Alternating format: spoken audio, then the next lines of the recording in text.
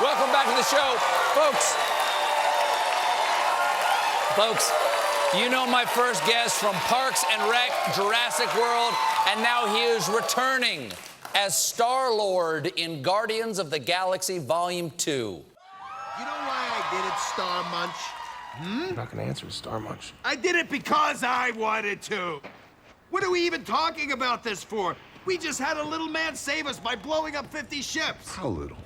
I don't know, like this? A little one-inch man saved us. Well, if he got closer, I'm sure he'd be much larger. Hey, that's how eyesight works, you stupid raccoon. Don't call me a raccoon! I'm sorry. I took it too far. I meant trash panda. Is that better? It's worse. It's so much worse. Please welcome Chris Pratt.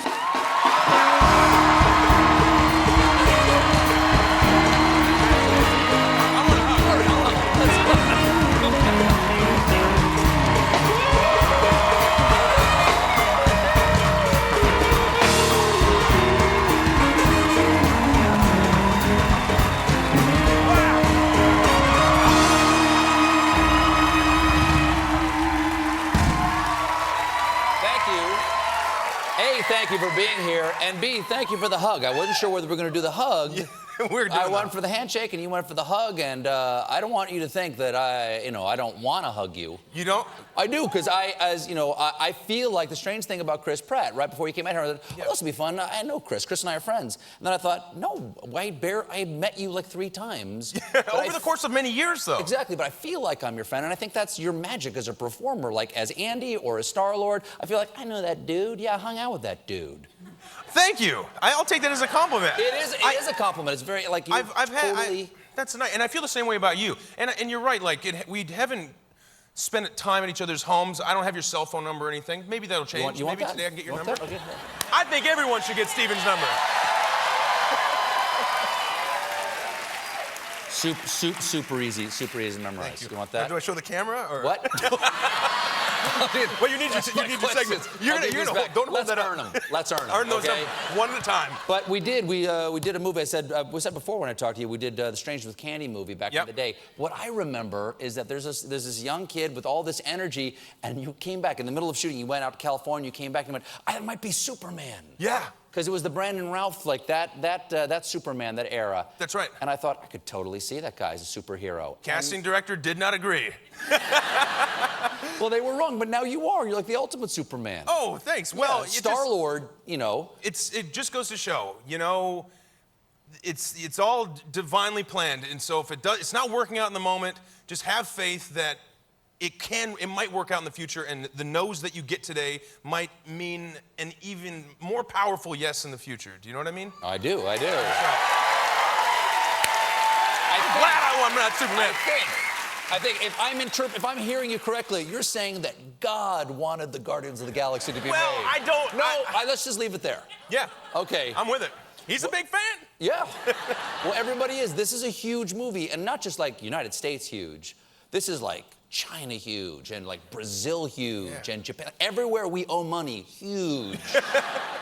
So what's it like for you to go anywhere in the world? Does everybody know you now as Starlord? Well, I'm not sure I have the best gauge, because when I go to places, it's not as if I'm going to travel. I'm really going to promote a movie, and so I like to say I'm not necessarily traveling somewhere. It's more I'm shipped somewhere, And when I arrive, the city we're arriving knows we're coming, and so there'll be people at the airport dressed up in like the Guardians of the Galaxy. I think I have a skewed perspective, obviously. If I just went somewhere on my own, which I really haven't been able to do in the last couple of years because we've been so busy, I don't think it would be so heightened, but they roll out the red carpet when you arrive at places like that. Right, and there's the unboxing when you arrive. Yeah, show up Amazon Prime on time.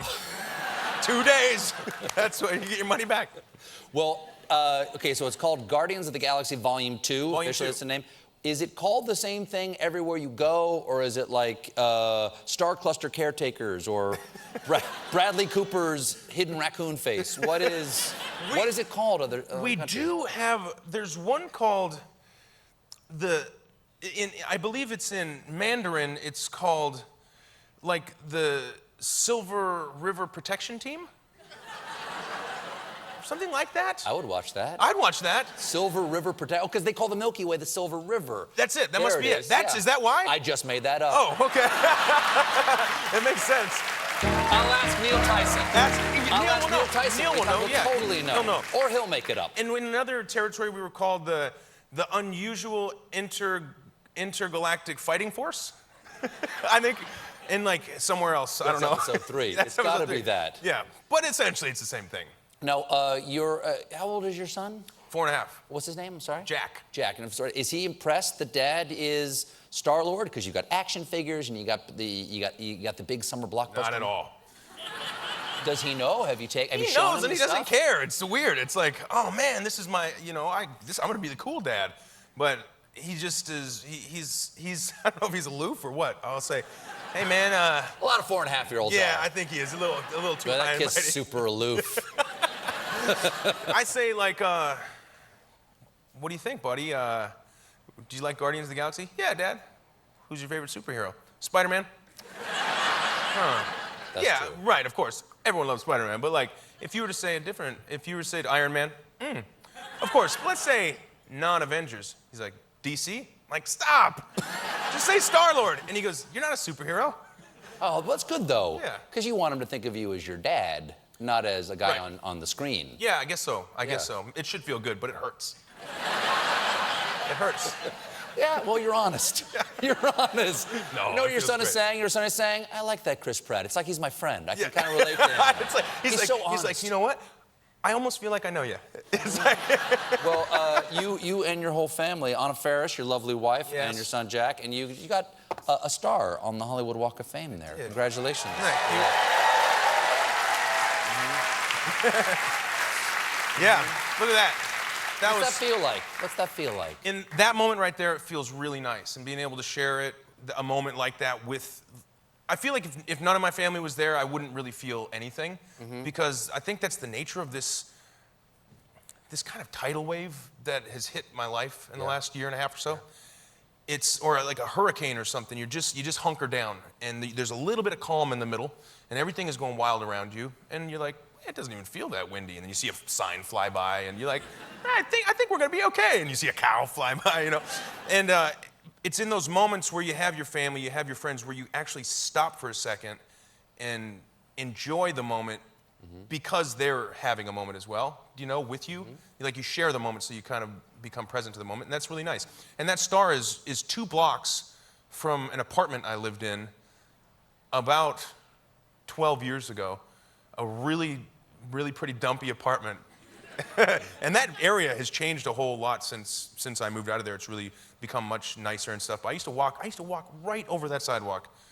Who are you near? Are you near anybody good? I'm near Kelly Ripa. That's good. Yeah, it's pretty cool. That's good. That's pretty Yeah. cool. Yep. So when people come to see Kelly Ripa, they'll walk right over me. We got to go here in a minute. Before we go, the movie is got an amazing soundtrack, just like the first time, just like Volume 1. Making a mixtape for someone is really intimate. Yeah. Do you make mixtapes for your wife Anna? I did once.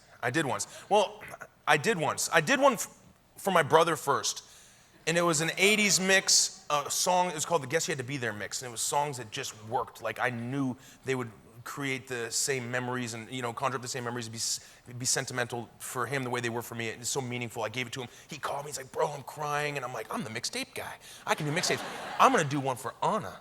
And I made one for her. And I played it. And I was thinking in my head, like, this is going to be our lovemaking mix, And the first song I put was... Tips? Just tips? Well, I thought, I decided to put Al Green. Sure. And Let's stay together. I play, I think it's, yeah. And girl, I'm so in love with you. Yep. And, yeah, right? I wish she reacted that way. She was kind of looking at me, and I could tell right away, big miss. And it's a long song. And I was like, it's cool. And she's, she's like, who are you? You don't listen to Al Green. What are you trying to pull? She's like, we're already married. It's cool. I'm going to give it up. And that was the first song and only song we got through, and I threw it away. I was so embarrassed, which is crushing. Was the song too long, you were saying? It's just the wrong, for me, it's the wrong humping tempo. I'm sorry, the what? It's the wrong humping tempo. Oh, really? Yeah. What do you like? What do you like? I need some EDM. No, I was kidding. Can I get some good gallop over there? Well, ladies and gentlemen, Guardians of the Galaxy Volume 2 opens Friday. Chris Pratt, everybody, at the proper